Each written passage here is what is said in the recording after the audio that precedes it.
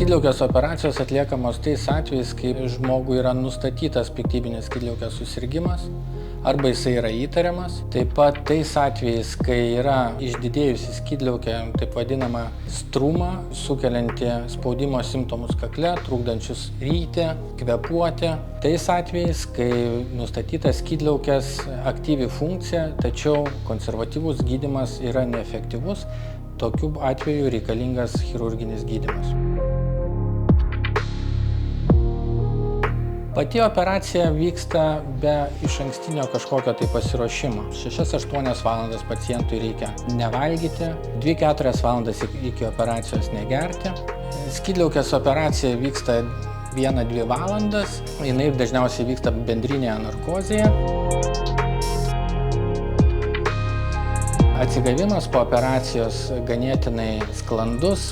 Pacientas didelio skausmo nejaučia operuotoje srityje, dažniausiai tai būna skausmas labai panašus į peršalimo skausmą, kas labai lengvai malšinama yra medikamentais.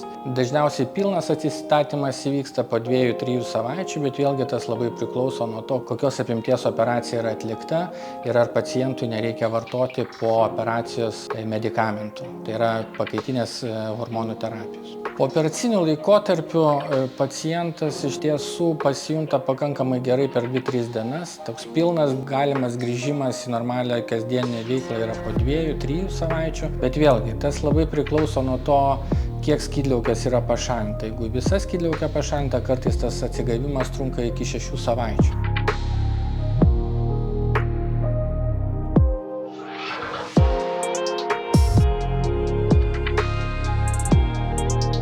Pati operacija neskausminga, kadangi jinai vyksta bendrinėje nejautroje. Po operacijos reikia atsigauti 1-2 dienų, o pilnas grįžimas į kasdieninę veiklą po 2-3 savaičių.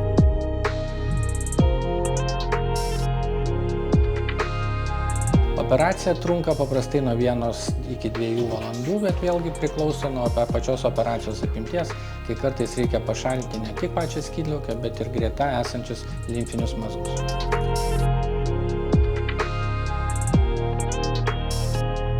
Prieš operaciją galioja tos pačios rekomendacijos kaip ir prieš kiekvieną operaciją. Esminis dalykas, kad pacientas būtų sveikas, nekarščiuojantis ir neturintis viršutinių kvėpavimo takų infekcijos požymių.